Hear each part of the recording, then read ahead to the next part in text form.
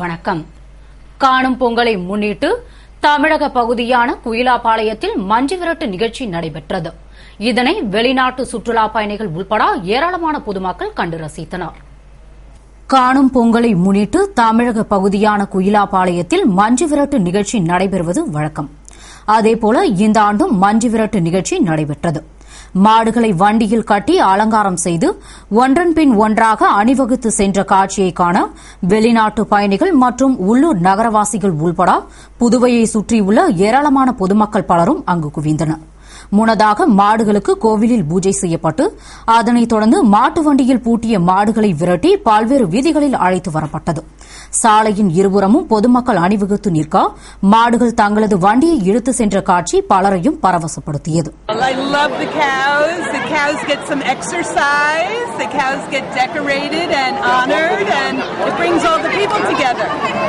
Happy Pongal! It was very exciting. Yeah, the cows were really fast and nice decoration of the cows, and first time for me to see, and really nice to see all the people gathering here together. So nice event. Puduvai அரசு செய்தி மற்றும் விளம்பரத்துறை சார்பில் நடைபெற்ற எம்ஜிஆரின் பிறந்தநாள் விழாவில் முதல்வர் ரங்கசாமி கலந்து கொண்டு எம்ஜிஆரின் திருவுருவ சிலைக்கு மாலை அணிவித்து மரியாதை செலுத்தினார். புதுவை அரசு செய்தி மற்றும் விளம்பரத்துறை சார்பில் அமரர் எம்ஜிஆரின் 95வது பிறந்தநாள் விழா கொண்டாடப்பட்டது. இதனை முன்னிட்டு புதுவை புதிய பேருந்து நிலையம் எதிரே உள்ள எம்ஜிஆரின் திருவுருவ சிலைக்கு முதல்வர் ரங்கசாமி மாலை அணிவித்து மரியாதை செலுத்தினார். அதனைத் தொடர்ந்து சபாநாயகர் சபாபதி, அரசு கொறடா நேரு உள்ளிட்ட என்ஆர் காங்கிரஸ் பிரமுகர்கள் பலர் எம்ஜிஆரின் திருவுருவ சிலைக்கு மாலை அணிவித்து மலர்தூவி மரியாதை செலுத்தினர். இதற்கான ஏற்பாடுகளை செய்தி மற்றும் விளம்பரத்துறை இயக்குநர் செய்திருந்தார். தானே புயலால் பாதிக்கப்பட்ட புதுவை மக்களின் இயல்பு வாழ்க்கை திரும்பிட போர்க்கால அடிப்படையில் நடவடிக்கை எடுத்த முதல்வர் ரங்கசாமிக்கும் இரவு பகல் பாராமல் பாடுபட்ட அனைத்து துறையினருக்கும் எனது நன்றியையும் பாராட்டுதலையும் தெரிவித்துக் கொள்கிறேன் என்று முன்னாள் நகரமன்ற துணைத் தலைவர் திரு ஜான்குமார் கூறியுள்ளார். இது தொடர்பாக அவர் கூறுகையில், தானே புயல் புதுவையை தும்சம் செய்தது. அந்த நேரத்தில் புதுவை முதல்வர் திரு ரங்கசாமி போர்க்கால அடிப்படையில் நடவடிக்கை எடுத்து அனைத்து துறை அதிகாரிகளையும் அழைத்து ஆலோசனை நடத்தி புதுவை மக்களின் இயல்பு வாழ்க்கை திரும்பிட வழிவகை செய்தார். மேலும் புயல் நிவாரணமும் வழங்கினார். அவருக்கும் புதுவையில் பல்வேறு பகுதிகளில் மின்சாரம் மற்றும் குடிநீர் தட்டுப்பாடு ஏற்பட்டது. இதனை போர்க்கால அடிப்படையில் இரவு பகல் என பாராமல் பாடுபட்டு சீரமைத்துக் கொடுத்த மின்துறை, பொதுப்பணித்துறை மற்றும் அனைத்து துறைகளை சார்ந்தவர்களுக்கும் எனது நன்றியையும் பாராட்டுதலையும் தெரிவித்துக் கொள்வதாக கூறிய திரு ஜான்குமார், தற்பொழுது மீதமுள்ள ஓர் சில பணிகளை விரைந்து முடித்து பொதுமக்களின் சிரமத்தினை தீர்த்திட முன்வர வேண்டும் என்று அவர் வேண்டுகோள் விடுத்துள்ளார். புதுவை மத்திய சிறையில் இருக்கும் கைதிகள் காணும் பொங்கலை முன்னிட்டு உறவினர்களுடன் நேர்காணல் நடத்தும் நிகழ்ச்சி நடைபெற்றது. இதில் ஏராளமான கைதிகளின் உறவினர்கள் கலந்து கொண்டு கலந்துரையாடினார்கள். காணும் பொங்கலை முன்னிட்டு தங்கள் உறவினர்களோடு ஒன்றாக அமர்ந்து கலந்துரையாடிட புதுவை மத்திய சிறையில் உள்ள கைதிகள் விருப்பம் தெரிவித்தனர். அதன் அடிப்படையில் விண்ணப்பித்து இருந்த கைதிகளின் உறவினர்களுக்கு தகவல் தெரிவிக்கப்பட்டது. இந்நிலையில் காணும் பொங்கல் தினமான இன்று மத்திய சிறையில் உள்ள கைதிகளை காண உறவினர்கள் படையெடுத்தனர். அப்போது உறவினர்களை சோதனை செய்த சிறை காவலர்கள் கைதிகளுடன் பேச அனுமதித்தனர். பின்னர் கைதிகளை காண வந்த உறவினர்கள் பல்வேறு வகையான இனிப்பு வகைகளை கைதிகளிடம் கொடுத்து கலந்துரையாடினர். காணும் பொங்கலை முன்னிட்டு வருடத்திற்கு ஒருமுறை தங்கள் குடும்பத்தினரோடு ஒன்று சேர்ந்து உணவு உட்கொள்ளும் கைதிகள் இன்று ஒருநாள் மகிழ்ச்சியுடன் அவர்களோடு கலந்துரையாடி தங்கள் மனதில் உள்ள சுமைகளை இறக்கி வைப்பார்கள். உறவினர்களும் தங்கள் குறைகளை கைதிகளிடம் கூறி மனநிறைவு பெறுவர். இதற்கான ஏற்பாடுகளை மத்திய சிறை அதிகாரிகள் செய்திருந்தனர். வீட்டுல வைக்கிற சாப்பிடறதுக்கு ஒரு நாள் பர்மிஷன் கொடுக்குறாங்க. அது சாப்பிட்ற அவங்களுக்கு ரொம்ப சந்தோஷமா இருக்கு, எங்களுக்கு ரொம்ப சந்தோஷமா இருக்குது. அவங்களை பார்த்து ரொம்ப சந்தோஷப்படுறாங்க. சாப்பாடுலாம் சாப்பிட்டு ரொம்ப அவங்க சந்தோஷமா ஃபீல் பண்றாங்க. அவங்க ரொம்ப சந்தோஷமா இருக்கு. அது 1 மணி நேரம் பர்மிஷன் கொடுக்குறாங்க. உட்காந்து ஃப்ரீயா பேச முடியுது, ஃப்ரீயா பேச முடியுது. நேருக்கு நேரம் பார்த்து ரொம்ப அன்பு பரிமாறிக்கிற வகையில இது ரொம்ப பயனுள்ளதா அமைது. புதுவை மாஸ்டர் கால்பந்தாட்ட கழகம் சார்பில் நடைபெற்ற கால்பந்தாட்ட போட்டிகளில் வெற்றி பெற்றவர்களுக்கு முன்னாள் நகரமன்ற துணைத் தலைவர் திரு ஜான்குமார் பரிசுகளை வழங்கி பாராட்டினார். புதுவை மாஸ்டர் கால்பந்தாட்ட கழகம் சார்பில் ஜீவானந்தம் அரசு மேல்நிலைப் பள்ளியில் 21ஆம் ஆண்டு கால்பந்தாட்ட போட்டிகள் நடைபெற்றது. இதில் மாஸ்டர் கால்பந்தாட்ட கழக வீரர்கள் ஏ அணி, பி அணி, சி அணி மற்றும் டி என 4 அணிகளாக பிரிக்கப்பட்டு மோதினர். முன்னதாக போட்டியை முன்னாள் நகரமன்ற துணைத் தலைவரும் புதுவை கால்பந்தாட்ட கழக தலைவருமான திரு ஜான்குமார் வீரர்களுக்கு கைகுலுக்கி வாழ்த்துக்களை தெரிவித்து துவக்கி வைத்தார்.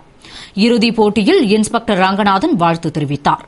போட்டியில் சி அணி அமோக வெற்றி பெற்றது.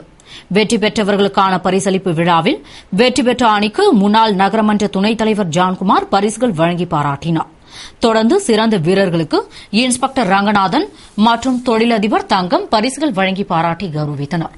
விழாவில் மூத்த கால்பந்தாட்ட வீரர் பெருமாள், பயிற்சியாளரும் தொழிலதிபருமான டேவிட், காவலர் சுந்தரமூர்த்தி உள்ளிட்டோரும் கழக நிர்வாகிகள், உறுப்பினர்கள் மற்றும் வீரர்கள் கலந்து கொண்டனர்.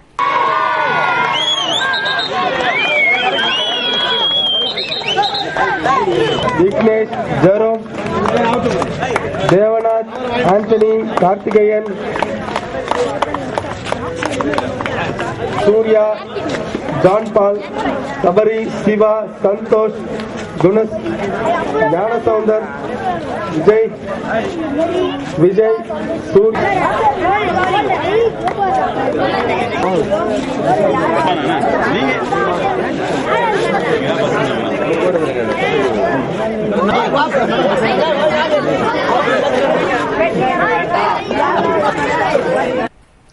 புதுவையை தாக்கிய தானே புயலால் தென்னந்தோப்புகள் பாதிக்கப்பட்டுள்ளதால் இளநீரின் விலை கிடுகிடவென உயர்ந்துள்ளது.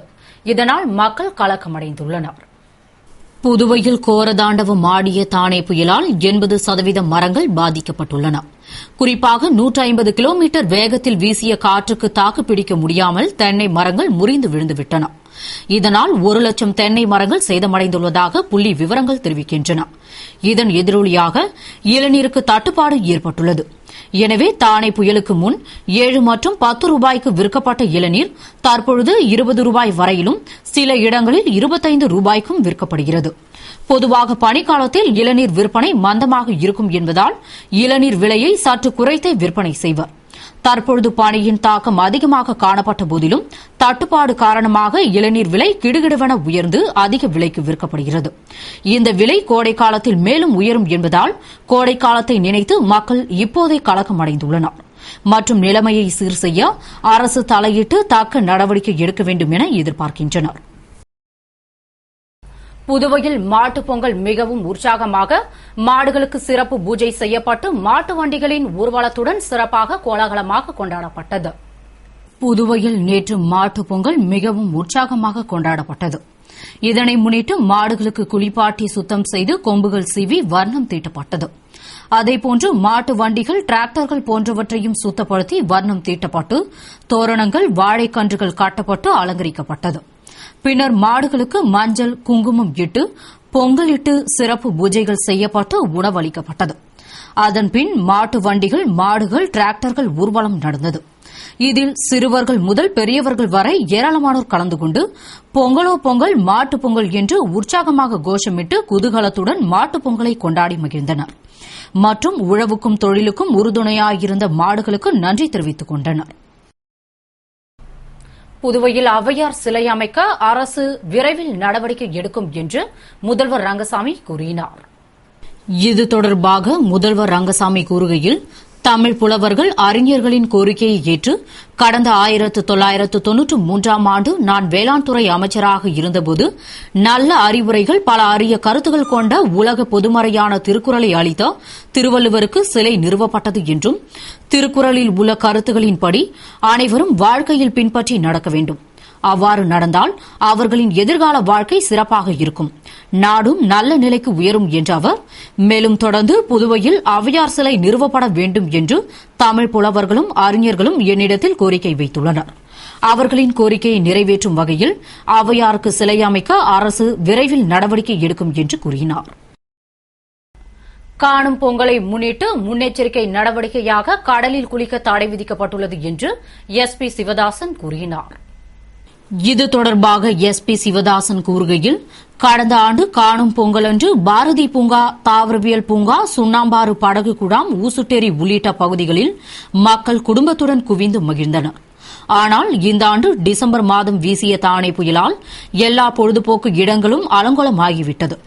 எனவே தற்பொழுது புதுவையில் ஒரே ஒரு பொழுதுபோக்கு இடமாக கடற்கரை சாலை மட்டுமே உள்ளது. இதனால் கடற்கரையில் ஆயிரக்கணக்கான மக்கள் கூடுவார்கள். இதனை முன்னிட்டு கடற்கரையில் பாதுகாப்பு ஏற்பாடுகள் செய்யப்பட்டுள்ளது. கூட்ட நெரிசலில் குழந்தைகள் வழி தவறி காணாமல் போனால் அவர்களை மீட்டு பெற்றோரிடம் ஒப்படைக்கவும் சிறப்பு ஏற்பாடுகள் செய்யப்பட்டுள்ளது.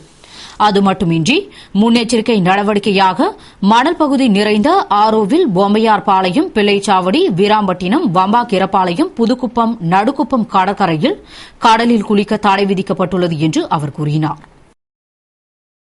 இத்துடன் செய்திகள் நிறைவடைகின்றன. வணக்கம்.